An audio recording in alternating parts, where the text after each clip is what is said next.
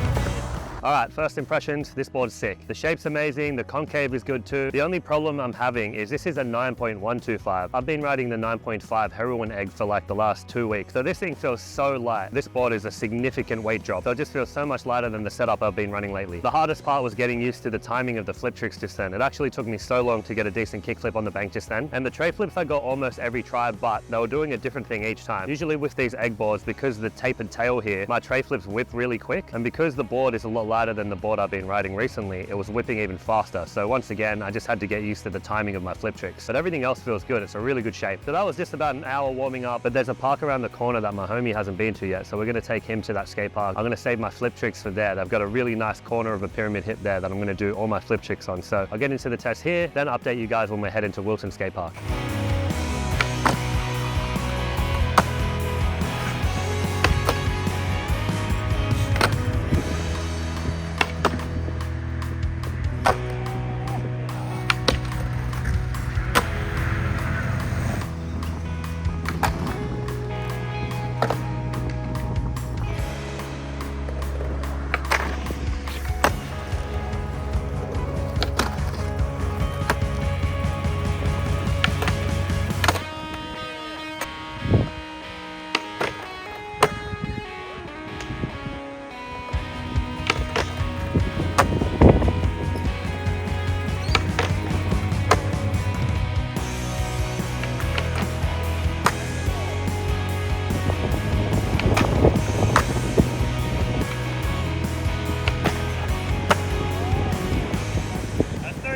Alright, just rocked up at the next park. I didn't skate any of the rails that were at Appen Skate Park because it's wider than I like flat bars to be. This skate park has better sized rails. So I'm going to skate the rails out of here and then get into the flip tricks, maybe up the Euro or some flat ground, but definitely over that pyramid hip here. But with the board so far, it's feeling great besides the nollies. As I was trying nollie crooks just then, I started getting pretty worried. I couldn't actually nollie and get my board up onto the ledge. So I think because of the pointier nose and because it's shorter than the nose I'm used to, it really took me a long time to get used to the timing of that. So I'm wondering if when I try like nollie flips, nollie heels, nollie tray type tricks, if I'm going to have the same problem. But let's get into some rail tricks first, then I'll do the flip tricks and then let you guys know how the board feels and why people are leaning towards egg boards these days.